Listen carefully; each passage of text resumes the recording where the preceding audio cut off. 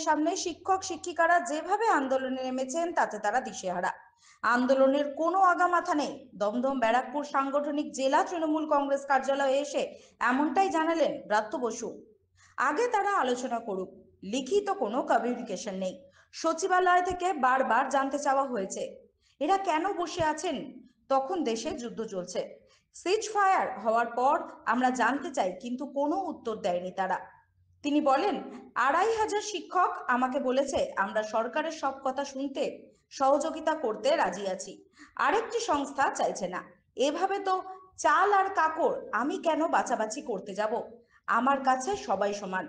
দাবিটা কি সেটাই আমরা জানি না, মিডিয়ার কাছে শুনছি। পুলিশ বাড়াবাড়ি করেছে। এই প্রসঙ্গে তিনি বলেন, পুলিশ সাংবাদিক সম্মেলন করে বিষয়টি সমস্ত খোলাসা করে দিয়েছে।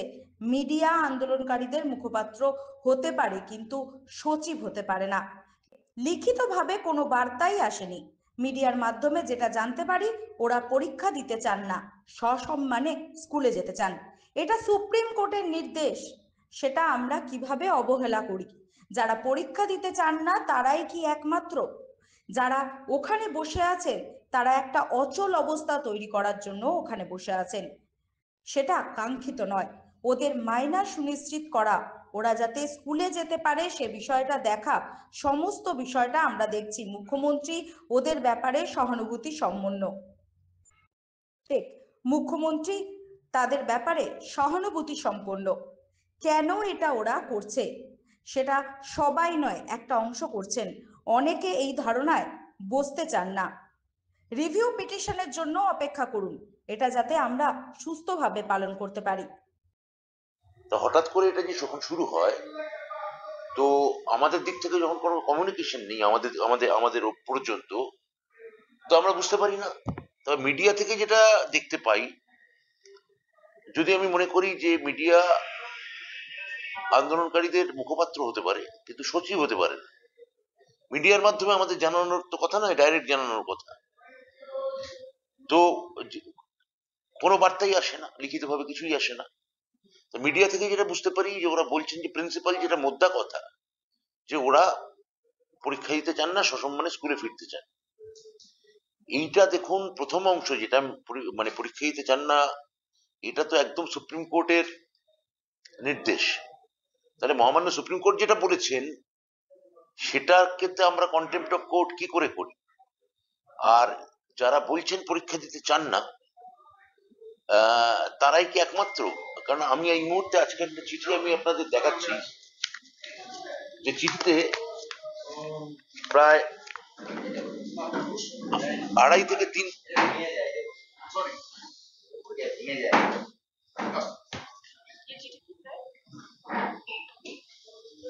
বলবো, এই চিঠিতে প্রায় 2.5 থেকে 3,000 শিক্ষক তারা জানাচ্ছেন যে তারা সরকারের সঙ্গে সর্বতভাবে সহযোগিতা করে চলতে চান। সরকার যে আইনি পদক্ষেপগুলো নিচ্ছেন বা তাদের পুনর্বাসন বা পুনর্ব্যবস্থার জন্য যে পদক্ষেপগুলি নিচ্ছেন তার সঙ্গে তারা সহমত পোষণ করে। আমি এই চিঠিটি আপনাদের হাতে একটা কপি তুলে দিতে চাই, আপনারা যদি আমাকে ফটোকপি করে দিয়ে দেন এটা ভালো হয়। অর্থাৎ যারা ওখানে বসে আছেন তারা একটা অচলাবস্থা করার জন্যই বসে আছেন, কিন্তু সেটা কাঙ্ক্ষিত নয়, সেটা বাঞ্ছনীয় নয়।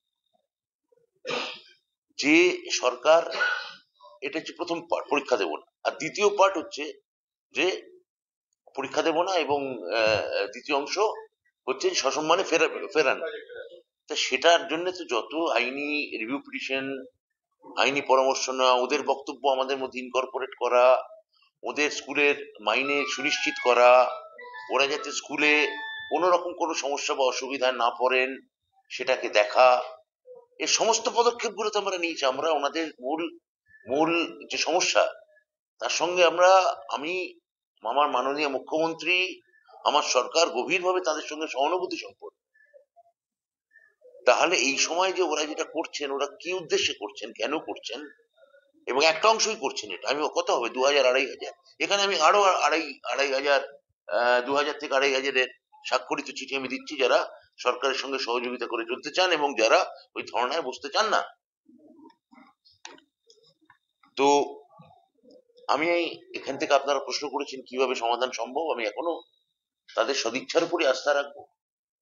আমি আমি বলবো এসএসসি এই সময় অবরোধ করে বা বিকাশ ভবন অবরোধ করে এটা কোনো কার্যকরী কথা নয়, এটা কোনো কাজের কথা নয়।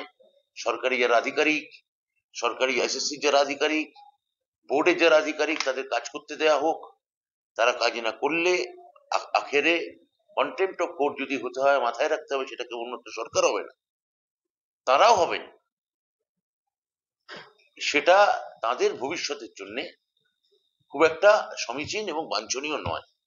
একটা বিষয় বলুন, সেটা হচ্ছে যে এইখানে বিকাশ ভবনের সামনে যে মুখগুলোকে দেখা যাচ্ছে, এই মুখগুলোই একদিন নেতাজি ইন্ডোর স্টেডিয়ামে আপনাদের সেক্ষেত্রে সভা মঞ্চে তারা বক্তব্য রেখেছিলেন। আবার এই মুখগুলোই আপনার সঙ্গে মিটিং এর পরে বেরিয়ে এসে বলেছিলেন যে তারা সন্তুষ্ট মোটামুটি সেই মুখরাই, কিন্তু সেই মুখরাই আবার তারা আজকে আন্দোলন মুখ। আরে সেটা তো আপনার দেখুন, এবার আপনারই প্রশ্ন, এটা হয়তো আপনার চ্যানেলের ন্যারেটিভ, পার্শ্ববর্তী অন্য কোনো চ্যানেলে হয়তো ন্যারেটিভ হচ্ছে, সেদিনও তারা সন্তুষ্ট ছিলেন না, আজকেও তারা সন্তুষ্ট নন। আবার অন্য কোনো চ্যানেলের হয়তো ন্যারেটিভ যে তারা সেদিন সন্তুষ্ট ছিলেন, কোনো একটা বিচ্ছিন্নতাকামী শক্তি তাদের বাধা দেওয়ার চেষ্টা করছে। এই যে একাধিক চ্যানেলের একাধিক ন্যারেটিভ, সেটার মধ্যে তো ঢুকে আমি কিছু করতে পারবো না। আমি, যারা আমাকে চিঠি দিয়ে জানাচ্ছেন যে আমরা মুখ্যমন্ত্রী ভরসা রাখতে চাই, আমি তাদেরকেই বিশ্বাস করব। যারা ধরুন এখন পর্যন্ত সম্মত হচ্ছেন, যারা আন্দোলনটা চালিয়ে যাচ্ছেন, সেক্ষেত্রে মানে সমাধানটা আপনি বলছেন যে আপনারা আলোচনায় বসার জন্য, সেক্ষেত্রে আলোচনাটা কিভাবে হবে বা কি আলোচনা যা হওয়ার হয়ে গেছে, আলোচনার নতুন কোনো মানে অবকাশ এরা নেই। যারা বসে আছে তাদের ক্ষেত্রে কি বার্তা দেবেন? তাদের ক্ষেত্রে আমি বার্তা দেবো এটাই যে আপনারা, আমরা যে আইনি লড়াই লড়ছি সেটার জন্য অপেক্ষা করুন। আমরা যে আইনি পুনর্বিবেচনার জন্য সর্বাত্মক লড়াই করছি, আপনাদের সমস্ত পয়েন্টগুলো নিয়ে সেইটার উপর ভরসা রাখুন। সরকার আপনাদের কাউকে যোগ্য বা কখনো কাউকে অযোগ্য বলেনি, কারণ সরকার তো সবাইকে চাকরি দিয়েছে, এসএসসি সবাইকে চাকরি দিয়েছে। সরকার তো এই ভাগাভাগি করতে পারেন। ফলে আমরা সার্বিকভাবেই রিভিউ পিটিশন আমরা দাখিল করছি। আপনারা এই রিভিউ পিটিশনের জন্য অপেক্ষা করুন, এবং আমাদের যেটা সুপ্রিম কোর্ট, মহামান্য সুপ্রিম কোর্ট যে নির্দেশ দিয়েছেন, তা যাতে আমরা সুষ্ঠুভাবে পালন করতে পারি, তার জন্য আমাদের মতোই আপনারা দায়িত্ববান হন। আর প্রশ্ন নেই। হ্যাঁ, আগামী 31 তারিখের মধ্যে রিভিউ করা হচ্ছে। কবে না, রিভিউ পিটিশনের যে ডেট আছে তার মধ্যেই করা হবে। সেটা নির্দিষ্ট কোনো দিনক্ষণ ধরে আমি বলতে পারবো না যে ওই তারিখেই করা হচ্ছে।